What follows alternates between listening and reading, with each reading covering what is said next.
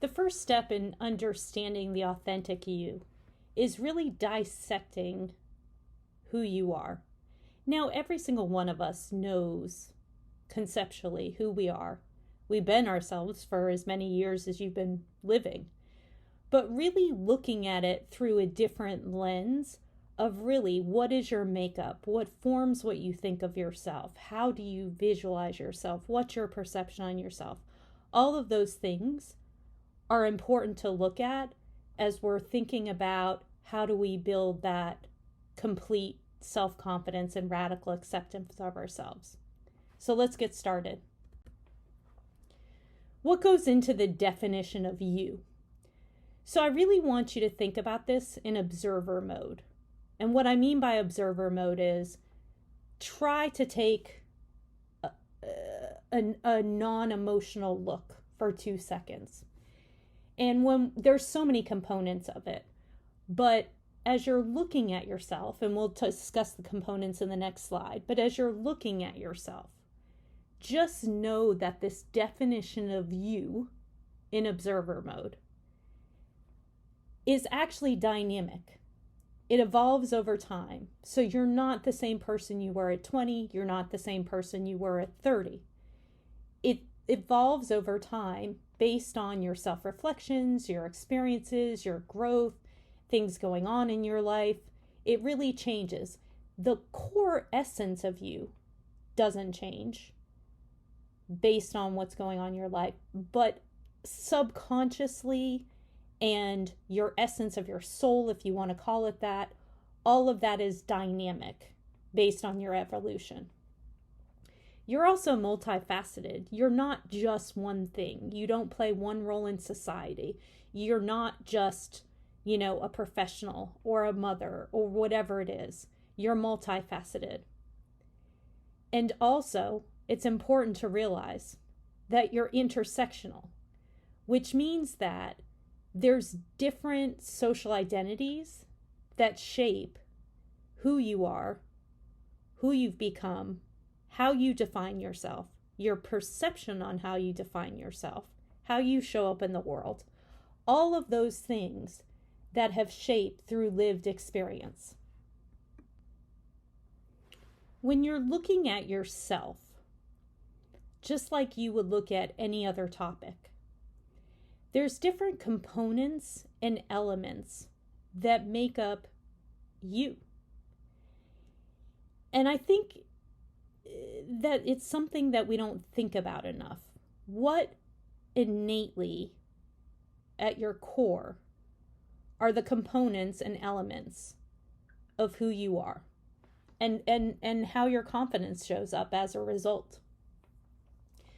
So we broke it up into 5 different pieces or elements or components that make up your essence. So let's talk about them. So self-concept is the first one.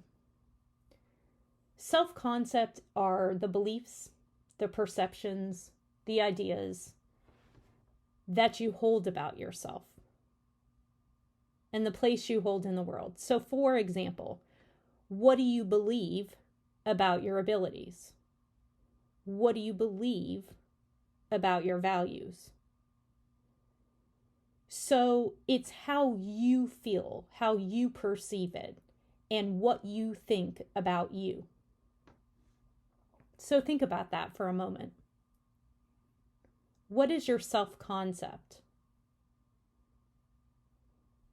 And then the second one is self-awareness. Self-awareness, and by the way, just like I said in the last slide, these are intersectional and dynamic. These aren't clean categories or elements or components. They all kind of meld together. But this gives you a way of really thinking about how you think about you. So let's talk about self-awareness now. This is the understanding and the recognition of your thoughts, your emotions, your behaviors. This is really about insights into what drives your motivation. What are the thoughts that happen based on something you desire? What are the thoughts or emotions or behaviors based on what you think your strengths and weaknesses are. So how does that show up? How does that influence the way that you live your daily life? So that's the second one. The third one is self-image. When you think about self-image, I want you to know it's influenced by various factors, such as societal norms, cultural values. Oh, I forgot to tell you what self-image is. Let me go back. Self-image is the mental picture that you have of yourself, both from an internal perception as well as the external representations of that. So for example, your clothing, what do you wear? How do you show up? What's going on with your appearance? And so if you think about your self-image, going back to things that influence it, the way you perceive or think about yourself, and also how you believe that others perceive you, can be influenced by societal norms that are both spoken and inferred, cultural values, personal experiences, family dynamics. I have a little joke that I always say with clients, and they'll say, okay, well, so-and-so, I know they're thinking this about me. Well, how do you know that? Can you read their mind? What are you making it mean? So again, go outside yourself if you can. I realize it's tough, and observe it. How are you perceiving others perceive you? The next one is self-esteem. So self-esteem is a subjective evaluation. Subjective, it's an opinion, right? Subjective evaluation and perception of your own worth and value. What do you think your worth is worth? So this is your overall sense of confidence in your abilities, right? Or confidence in how you feel. It's how do you feel about yourself from a confidence, competence, or worthiness. When you think about self-esteem, that can be influenced by factors such as your accomplishments over time, your relationships. A lot of people compare themselves to other people in the world. All of those social comparisons, right? All of those impact your, or individuals' overall sense of self-worth and confidence in your competence and your abilities. And the last one is self-identity. These are the core aspects of your sense of self. So some examples of your self-identity would be, what do you think your unique beliefs are? What do you think your unique characteristics are? How do you identify, right?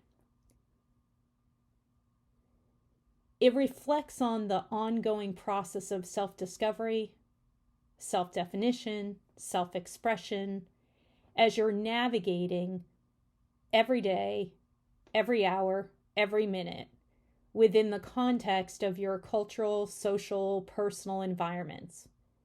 So think about it as you interact day to day, minute to minute, take steps, make choices. This shapes your sense of belonging, your sense of purpose and meaning in life. How you identify, self-identify, influences your choices, your relationships, and your sense of fulfillment.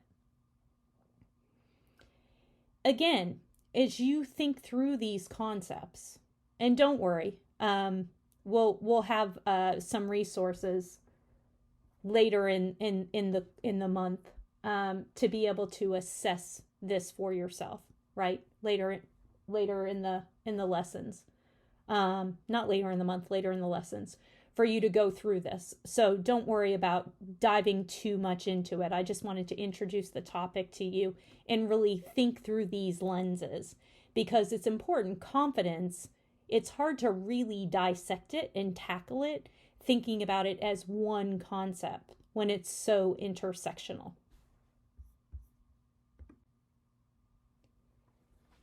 As you're thinking about the components of yourself, it's important to note what challenges come up to really fully expressing self-confidence and radical acceptance of yourself, right? So what are some of the things that bring challenges to or knock your self-confidence or knock your radical acceptance of self? So throughout life, we have self-doubt, we have criticism and judgment, both from ourselves and other people. Normally, the self-criticism and judgment is way worse than other people's. And then external influences. So let's talk a little bit about that. And again, we're not going to dig too into the weeds. There's so many examples of challenges that can come up so that you're not confident, you're not living your radical acceptance of self, that really take pieces of this. And it's important to think about this, again, from observational mode. So I talked about social comparisons. You know, we do a lot of self-talk about comparing our path to others. You know, there's so, in the times of social media, there's so many versions of curated lives that we don't really know behind the scenes what's going on. And to be candid with you, it doesn't really matter, but it exacerbates social comparison right now. You question your own worth and identity. All of that falls under the umbrella of the social comparison challenge. When the reality is, we don't know what's going on, right? Nor should we care. You're really living your life on your terms. You don't know the nuances of anybody else's life and what got them there and the story and what's going on. The second thing, and I talked about this a little bit in the last slide, is, you know, cultural norms, familial expectations, society standards, rigid definitions of who, quote unquote, they say you should be. I say they say, meaning society, how society talks about things, or how family talks about things, or what family infers with a raised eyebrow, and you take them to mean X. Really think about that. Those rigid definitions are inferred definitions of how you should be living may not align with what you believe is your truest, most authentic self.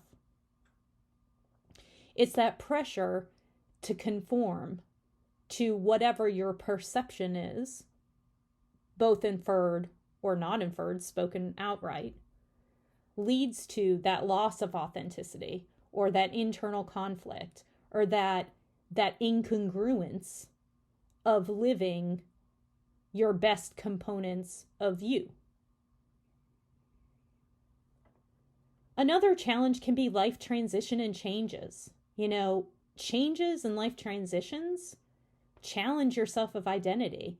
You know, that can be moving to a new city, or changing careers, or experiencing a loss. All of those can be incredibly stressful and can make you rethink or question your sense of identity.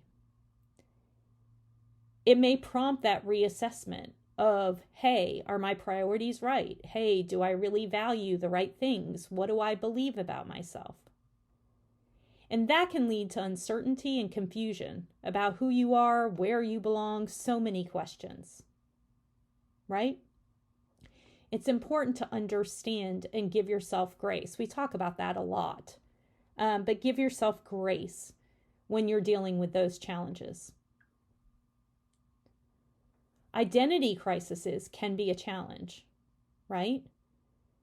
If you're confused or uncertain about your sense of self,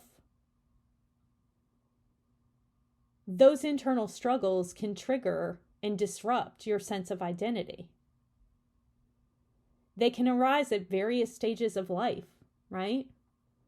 Unresolved past experiences that bubble up as subconscious icebergs that we just didn't know happened, or existential questions about your purpose and meaning at certain ages or during life transitions, for example. So again, these are dynamic, they're intersectional.